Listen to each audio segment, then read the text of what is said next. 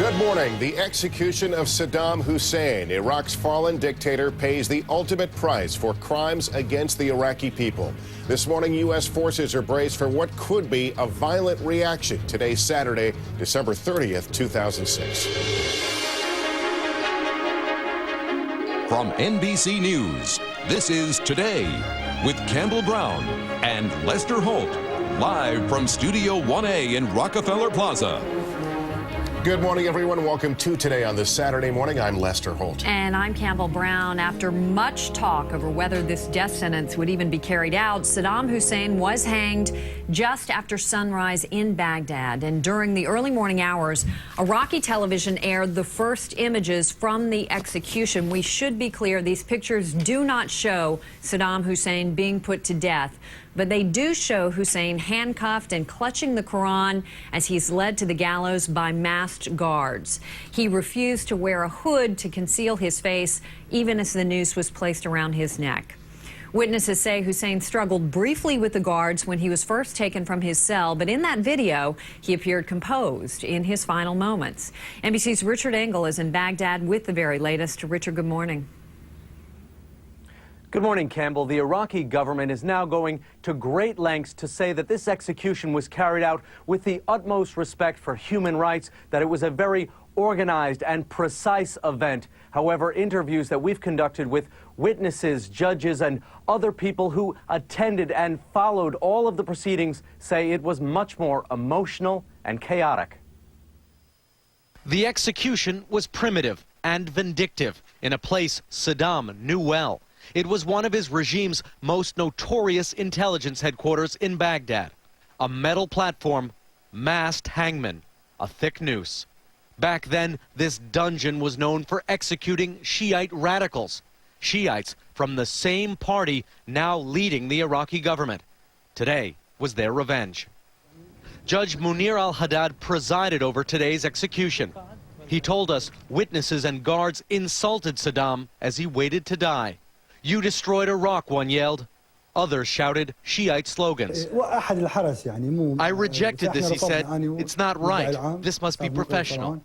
Other witnesses say guards had to restrain the at times hostile crowd. Saddam was not afraid of death. He refused a blindfold, he said. "We all thought he would beg for mercy, but he didn't." Nor did Saddam resist, as witnesses took photographs with him. Souvenirs. He's the one who tortured them, executed many of their colleagues. They want to humiliate him as they think he humiliated them. In Iraq today, the reaction to the execution was divided. In Sadr City, Shiites paraded with weapons and danced after the death of the man who crushed their revolt, bombed their mosques, and filled mass graves. "We lived very difficult days under Saddam, and thank God he was executed." But many Sunnis see Saddam's execution as a bitter reminder that their centuries of rule here are over. Saddam's death sentence is illegitimate, issued by a court under American occupation, said this Sunni. But in the end, it was Saddam's Iraqi enemies who killed him. Since the execution, curfews have been imposed on 3 Iraqi cities, and an attack south of Baghdad killed at least 30 today, Campbell. And Richard, do we know what happens to the body now or where he'll be buried? The body has been one of the most mysterious elements in this entire proceeding. We've been told by witnesses that after the execution, the body was wrapped in a white shroud, and then it was actually briefly taken to the Iraqi Prime Minister's office, where it was put on display. Some of the people who came to view it were family members of people killed by the Saddam regime. Some were insulting the body. Then the Iraqi government moved it to an undisclosed location and is not saying what it will do with it next. Campbell? Richard, there was also initially a lot of concern about violence. What has the reaction been in the streets so far? So far, there have been a somewhat muted response. People in this country are still coming very much to terms with this event. There were massive celebrations in Sadr City. There were some street demonstrations in Najaf as well. But people in the Sunni areas are coming to grips with this. Saddam ruled this country, they say, for 35 years after he led the Ba'ath Party, and it's something they are simply trying to understand. But there is this concern that once it sinks in, then it could lead to more sectarian violence, Campbell. All right, Richard Engel in Baghdad. Richard, thanks so much. And now here's Lester. Campbell, thanks. U.S. and Iraqi forces are on heightened alert, anticipating more fallout from the execution. The violence, as Richard told us, has continued. At least 31 people killed when a bomb exploded at a fish market south of Baghdad. Retired Air Force Lieutenant Colonel Rick Francona is an NBC News military analyst and joins us with more this morning. Colonel, thanks for being here. Good morning. Before we talk about the possibility of violence and fallout, here's Campbell. Lester, thanks. President Bush released a statement calling Saddam Hussein's death an important milestone in Iraq. But he cautions it will by no means end the violence there. Andrew Card served under President Bush for 6 years as White House Chief of Staff, and he joins us this morning. Mr. Card, welcome. Good morning, Campbell. You are no longer at the White House, but you were there for the lead up to the war and well after. You must have very strong feelings about this moment, Saddam Hussein being executed. What's your reaction? Well, this infamous dictator is no more. And This morning, thanks very much for joining us. thank you, Campbell.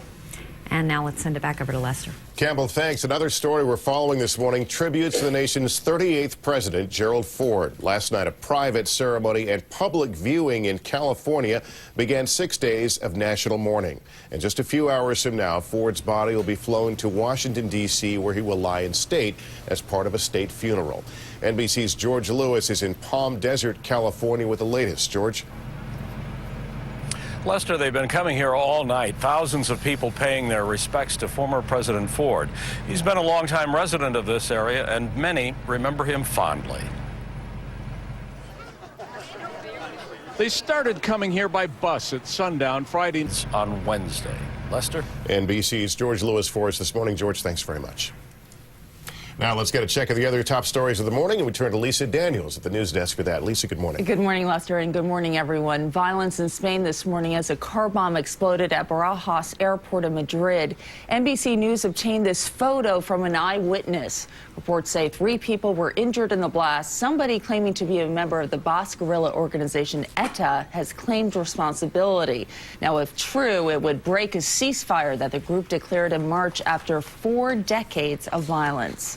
And just hours after the execution of Saddam Hussein, another car bomb exploded in Iraq today, this one in the Shiite city of Kufa, just south of Baghdad. Iraq's Interior Ministry said 30 people were killed, 45 wounded. The U.S. military announced this Saturday the deaths of 5 more soldiers in Iraq, officially making December the deadliest month of 2006 for U.S. troops. The announcement brings the troop death toll this month to 108.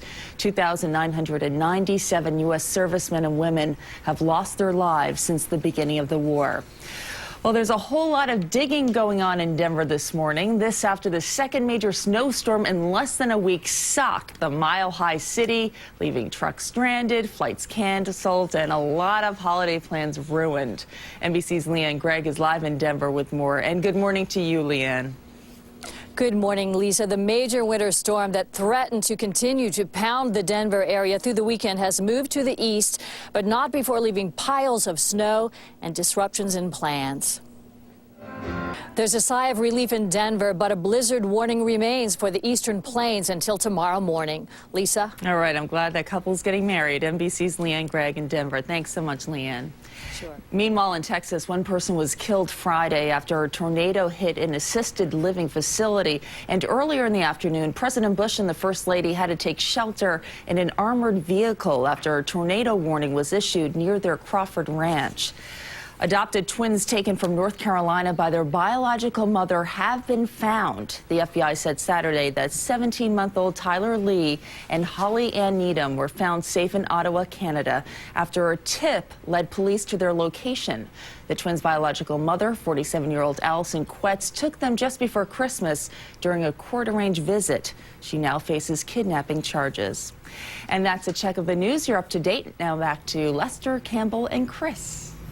Lisa, thanks very much. And Chris Cimino is here. Are we going to get any of that snow? Eventually. No. Not from this system, though. Well, it looks like it. Maybe Well, it looks eventually. like it's over, at least, for the people in Denver, right? Good news there. It has pulled out of central portions of Colorado. That storm system is moving into eastern, southeastern Colorado and the Plain States as well. Heavy snow likely there, along with a little bit of ice breaking out across central portions of Kansas into Nebraska. Rain and heavy rain on the eastern side of this storm could be 4 to 5 inches for portions of Louisiana into Mississippi before the day is through. That's a look at the national weather. Here's a look now at your local forecast. Here's Campbell.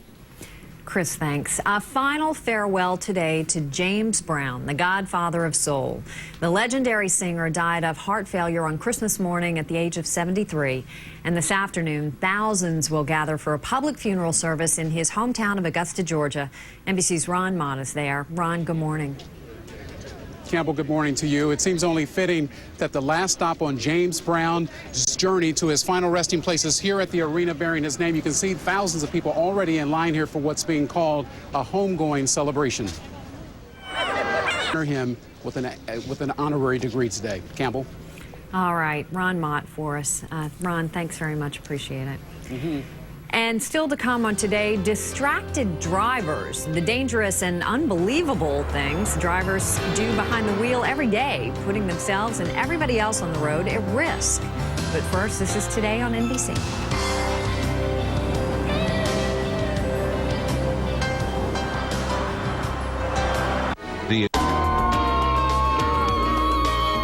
More ahead as we continue on a Saturday morning. Still to come on Today, gourmet dishes in an unlikely spot just ahead. The cooking creations being served up in one very special kitchen, and the remarkable man and his story behind them.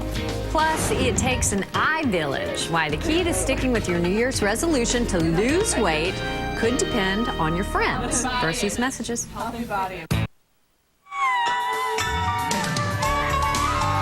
New Year's fever is in the air as we say hello to everybody out on the plaza this morning. A terrific crowd, just shy of 1 million or so people will be on Times Square for tomorrow's celebrations. Perhaps some of these people are in town early to get their spot. We're back meantime on a Saturday morning, December 30th, 2006. I'm Lester Holt along with Campbell Brown. You going out on Sunday night? Sunday night, just a friend's house. I'm not going to be in Times Square. I just couldn't. No way. I can barely stay up till midnight. There's no porta potties either. Have you heard that? No, seriously, people have to line up, get in there in the early afternoon. You're right, forget it. I mean, before I might have gone, but now no porta potties. There's no issues, way. But I'll get you some of those little 2007 glasses. But anyway, New Year's resolutions. Yeah, that's coming up in this half hour. Yeah, we're gonna talk about losing weight. That's right. There's a new way that should help women meet and maintain their goals, and it's all about community and togetherness with a little help from the internet. And we're going to tell you about that coming up. Also ahead, amazing meals from an amazing man. We're going to meet one of New York's finest chefs. Just don't look for him in a 5-star restaurant. His meals are prepared somewhat differently. His remarkable story and the event that made him decide to use his cooking talents to help others. That story is coming up. I love that story.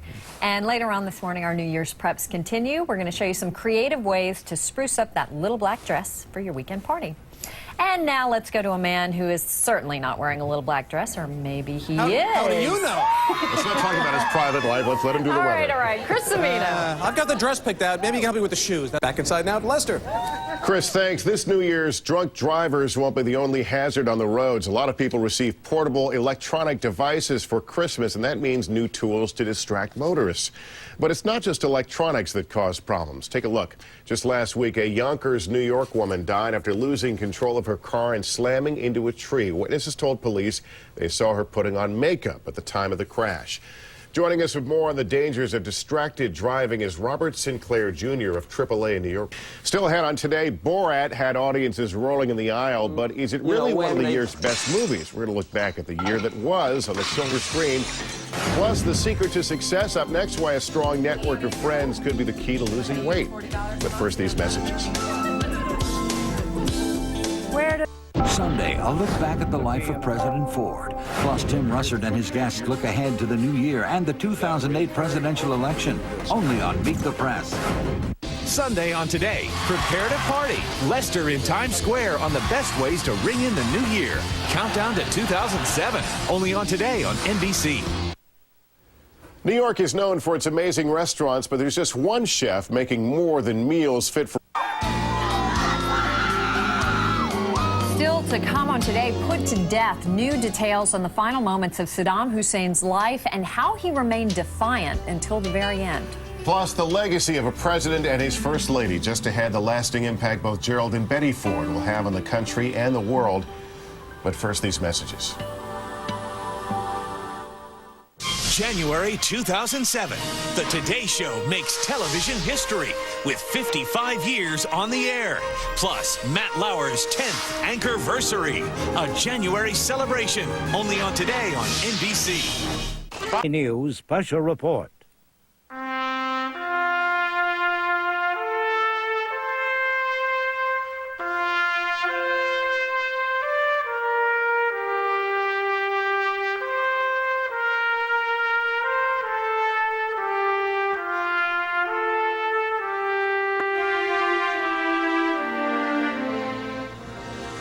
We're coming on the air at this hour for the first of the Washington events in the remembrance of the life and presidency of Gerald R. Ford, the 38th President of the United States.